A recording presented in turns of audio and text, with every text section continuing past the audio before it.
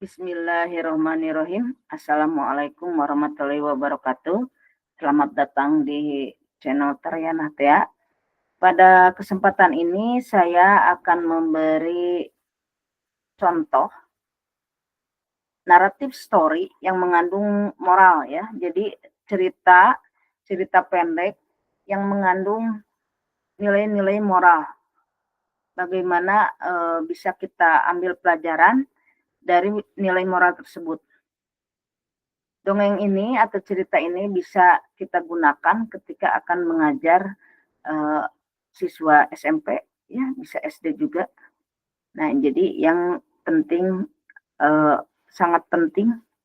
Nah, ini saya akan memberi contoh bagaimana membacanya, kemudian kita bahas apa isinya. Oke. Nah, kita akan share dulu.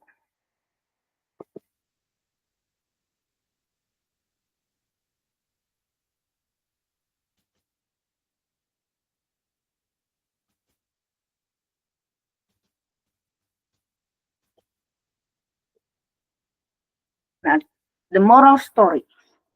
Nah, yang pertama, the first one is the boy who cried wolf.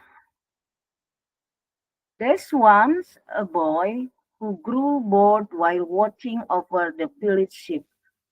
He wanted to make things more exciting, so he yelled out that he saw a wolf chasing the sheep. All the villagers came running to drive the wolf away. However, they saw no wolf. The boy was amused, but the villagers were not. They told him not to do it again. Shortly after, he repeated this antic. The villagers came running again, only to find that he was lying. Later that day, the boy really sees a wolf sneaking amongst the flock. He jumped up and called out for help, but no one came this time because they thought he was still joking around. At sunset, the villagers looked for the boy. He had not returned with their sheep.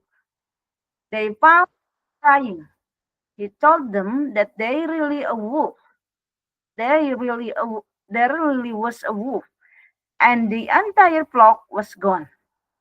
An old man came to comfort him and told him that nobody would believe a liar, even when they are being honest.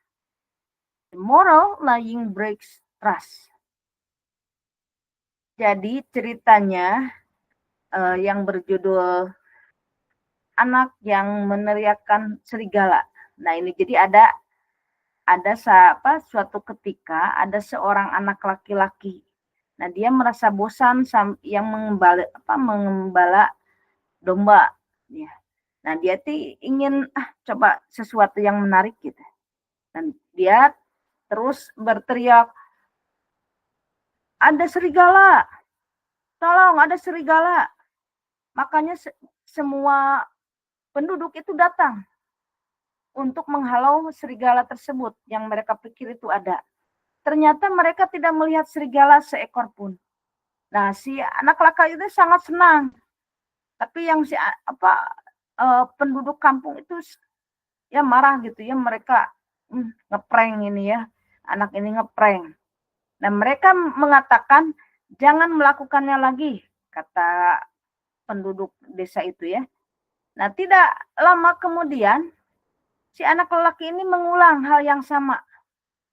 Nah, para penduduk datang berlarian dan menemukan bahwa si anak laki-laki ini berbohong. Nah, tidak lama setelah hari itu, si anak laki-laki ini benar-benar melihat seekor serigala. Ya. Jadi berjingkat-jingkat gitu ya. Ini di antara yang domba yang gembala ya. Nah, dia langsung terkejut dan berteriak, "Tolong, tolong, ada serigala." Tapi tidak ada yang datang saat itu. Karena mereka kira bahwa si anak itu masih ngeprank gitu ya, bohong gitu, bercanda gitu. Nah, pada matahari terbenam ya, mungkin pas mau maghrib gitu ya. Nah, para penduduk melihat bahwa si anak laki-laki ini belum pulang. Kemudian dombanya itu tidak kelihatan. Nah, mereka menemukannya ternyata sedang menangis ya. Nah, dia bercerita bahwa memang ada seekor serigala dan domba yang dia gembala itu semuanya hilang. Jadi makan atau diini oleh serigala ya. Nah, kemudian seorang laki-laki tua datang kemudian menasehatinya. Jadi jangan menjadi seorang pembohong. Ketika kita bohong, walaupun kita suatu ketika bicara jujur, nah itu orang susah untuk dipercaya ya. Jadi pesan moralnya jangan pernah berbohong. Karena ketika kita bicara jujur juga orang itu harus berpikir 2 kali untuk mempercayainya ya. Jadi yang namanya kepercayaan itu sangat mahal ya. Nah, itu tentang cerita yang ke-1. Kita lanjut cerita yang kedua. The Golden Touch. The Greek King Midas did a good deed for Satyr. This prompted Dionysius, the god of wine, to grant him a wish. Midas asked for everything he touched to turn to gold. Dionysius warned him not to do so, but Midas could not be shown. Midas excitedly started touching everything and turning them into gold. Soon he became hungry, but he couldn't eat anything because even his food turned to gold. His beloved daughter saw him in distress and ran to hug him. However, she too turned to gold. He realized then the golden touch was not a blessing. Nah, ini moral lessonnya, greed leads one to downfall. Jadi diceritakan di sini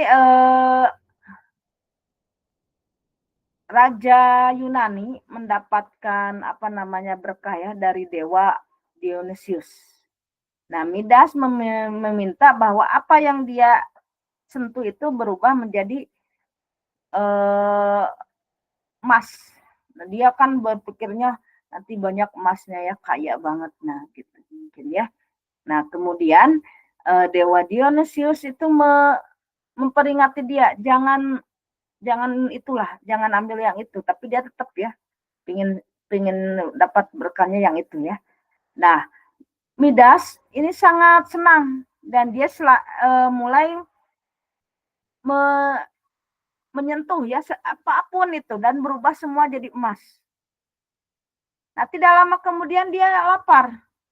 Nah, dia tidak bisa makan karena yang makanan pun berubah menjadi emas.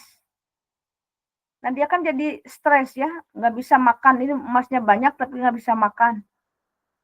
Kemudian anaknya yang sangat dia cintai ya melihat dia itu stres, kemudian berlari memeluknya.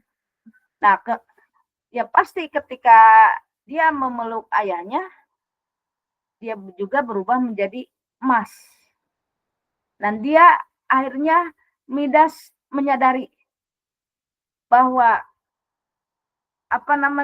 sentuhan emas itu bukanlah suatu berkah ya, namun kutukan mungkin ya. Jadi dia tidak merasa itu suatu berkah karena dia tidak bisa makan apapun gitu. Nah, jadi pesan moralnya itu kan dari keserakahan ya, mengarahkan pada kejatuhan. Di sini dia Midas serakah, ingin segala sesuatu itu berubah jadi emas, dia menjadi kaya, ternyata dia tidak bisa menikmati kekayaannya itu sendiri. Oke, itu nomor 2. Kita lanjut ke cerita nomor 3. The Fox and the Grapes. A hungry fox once looked everywhere for food. He couldn't find anything until he stumbled upon a farmer's wall. He saw big purple juicy grapes. He jumped as high as possible to reach the grapes. No matter how many times he tried, he failed. Finally, he gave up and went home, thinking to himself that the grape must be has have been sour anyway. The moral is nothing comes easy. Do not hate what you can have. What you can have. Sorry, what you can have. Jadi di sini menceritakan rubah dan anggur. Seekor rubah yang sangat lapar, dia mencari-cari makanan. Nah, tidak kemudian di apa namanya di dekat pertanian itu ya, tembok petani, dia melihat anggur yang juicy, jadi kayak teh wah enak banget, seger, besar gitu kan, warnanya ungu. Nah, dia mulai meloncat setinggi tingginya untuk mencapai anggur itu. Tapi betapapun berapa kali dia mencoba, dia tetap gagal. Coba berapa kali dia mundur lagi, langsung mau maju untuk mengambil anggur, tapi tidak berhasil juga. Akhirnya dia menyerah dan pulang. Dan dia berpikir pada dirinya sendiri, yang ngomong sendiri bahwa anggur itu pasti masam gitu ya. Jadi intinya kalau misalnya kita sudah berusaha ternyata kita tidak bisa dapat, ya kita ambil hikmahnya gitu ya. Jadi misalnya di sini ya, si serigala ini nggak dapat anggurnya, tapi dia tidak mengeluh ya. Jadi ya pasti itunya masam gitu. Jadi apa menghibur diri sendiri ya. Jadi tidak segala sesuatu itu tidak mudah, tapi jangan membenci ketika tidak sesuai dengan yang kita harapkan. Nah, seperti itu. Kita lanjut ke nomor 4. The proud rose. In the desert existed a rose and a cactus. The beautiful rose would take every opportunity to insult the cactus. The other plants tried to defend the cactus, but the rose was too obsessed with its own looks. There was no water during particularly hot summer. The rose started to wither away, but the cactus has become a source of water for sparrows. The rose asked the cactus for water, and the nice cactus readily agreed. The moral, never judge someone according to how they look. Jadi di sini menceritakan tentang kembang mawar yang sombong. Nah, ini di gurun tinggallah sekuntum bunga ros dan pohon kaktus ya. Nah, yang ros itu sangat sombong. Nah, dia selalu menghina kaktus. Saya mungkin ya kalau misalnya kita terjemahkan, wah saya ini indah, kamu itu kok berduri dan sebagainya. Nah, tanaman yang lain mencoba membela kaktus ya, tapi ros itu sangat dia itu, penampilan saya sangat bagus, sangat indah, sangat cantik gitu. Nah, kemudian pada musim panas, itu sangat panas kan ya, tidak ada air. Nah, rose tersebut